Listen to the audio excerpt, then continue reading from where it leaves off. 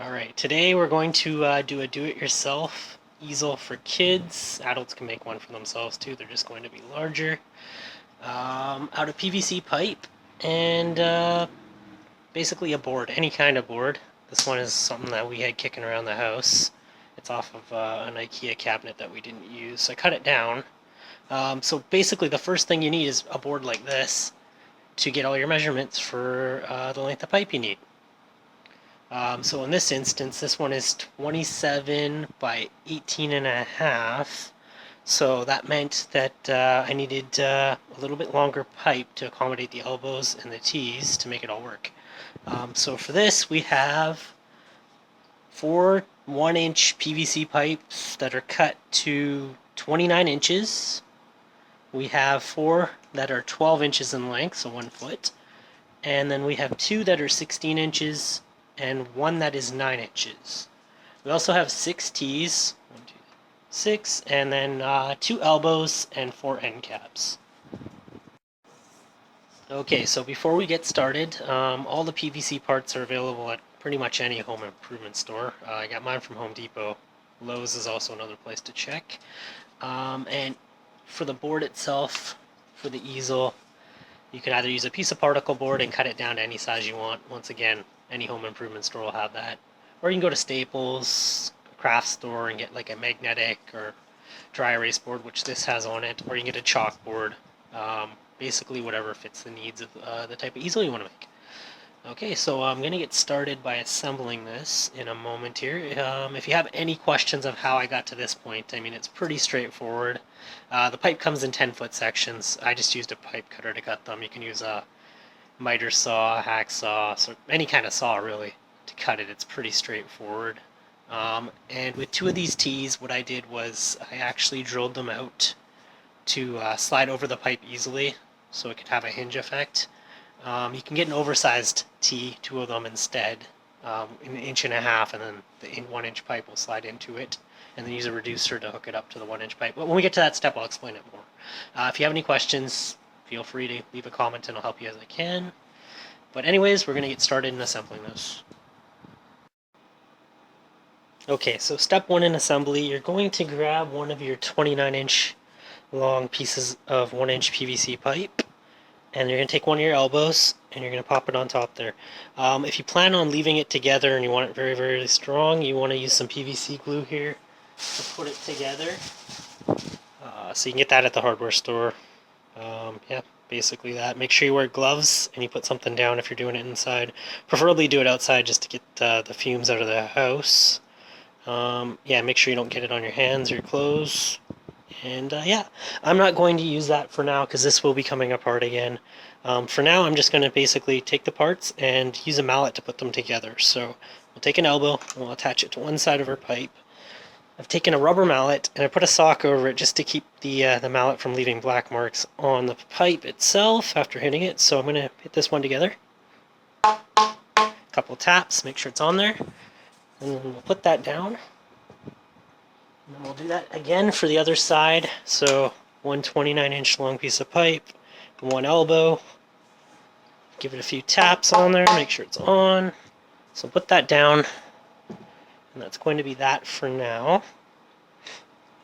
We'll take those pipes, we'll take 1 T for each side. We're going to stick those on the bottom. So we'll grab another pipe again, and we'll stick that on.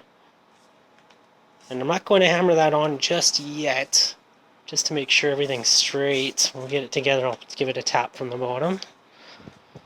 Okay, and we'll do that again for the other side.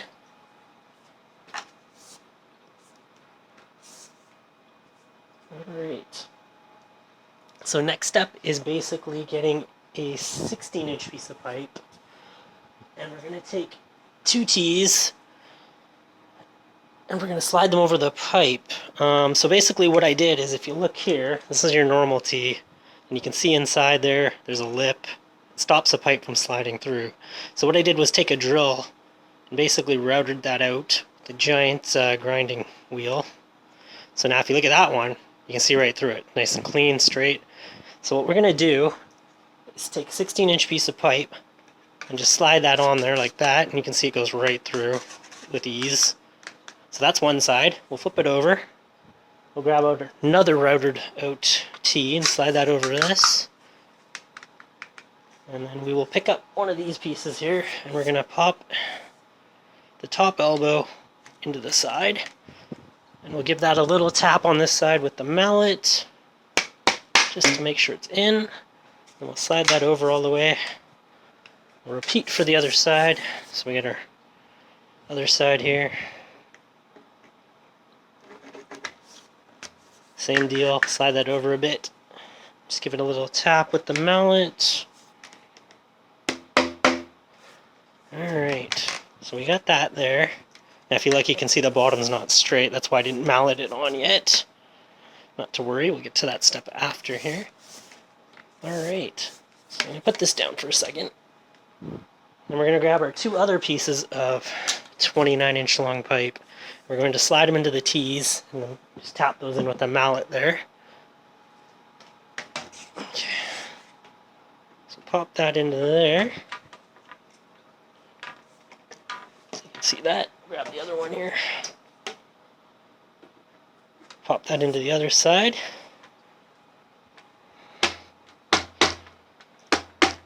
Give this tap, make sure they're in there nice and tight. So we get those there. So then let those drop down. As you can see, now it's a hinge. It moves freely, which is good. We've got another 16-inch piece of pipe here that we're going to pop in the bottom, and this is where you can straighten everything out. So you pop it in, we'll put it down, make sure it's nice and straight. As you can see, it's not.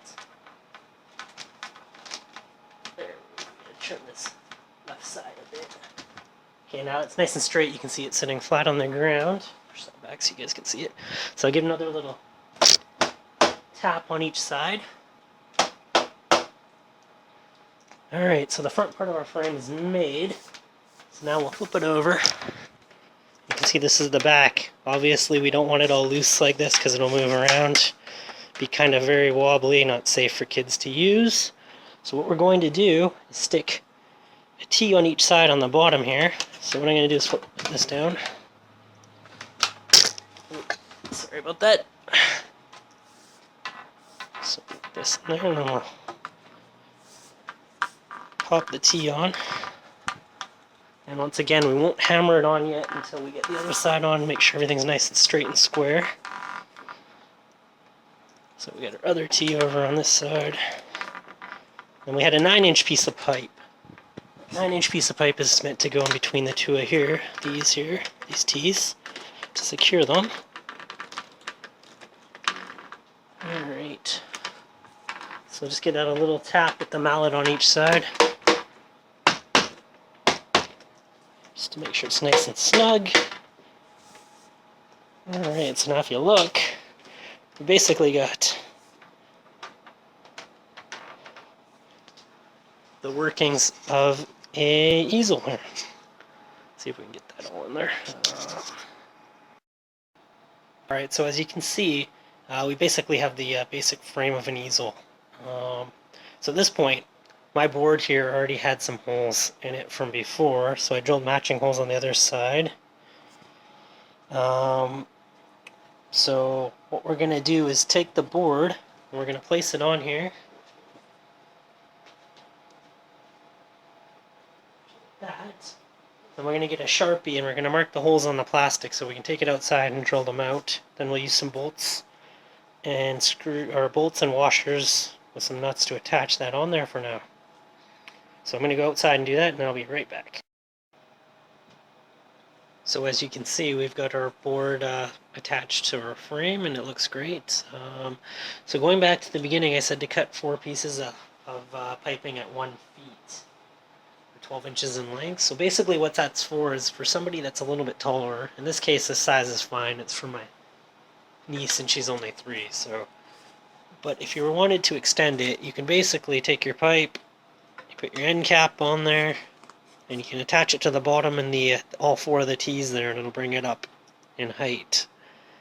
And just give me a moment here and I'll show you what that would look like. So now you can see it's brought it up quite a bit in height. So if you were building one for an older child, or if you wanted to build one for yourself, you could put longer legs on it to accommodate any size that you need.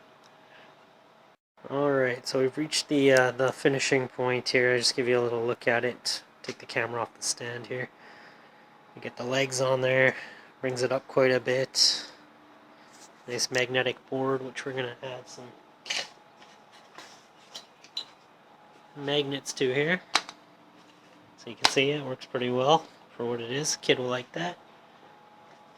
We'll add a clip on the top. This is a clip from the dollar store. It's like a bag clip. It's pretty big.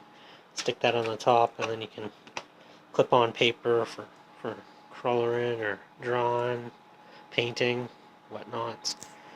So yeah, this is basically the first attempt at this. Eventually I'll add a tray at the bottom there, and maybe like a can on the side here to hold paintbrushes and markers and whatnot. And important thing is, you'll probably want to add a strap between the two legs to keep it from opening too much and falling over. If you look, there's nothing stopping it from going too far back. I'll add something on at a later time here. I'm still going to take this thing apart and add some nice paint to it. And that's about it. I'll put up some pictures. If you have any questions, leave a comment or send me a message. I can help you if you decide to build your own. And yeah, so hope you enjoyed the video. Thanks for watching.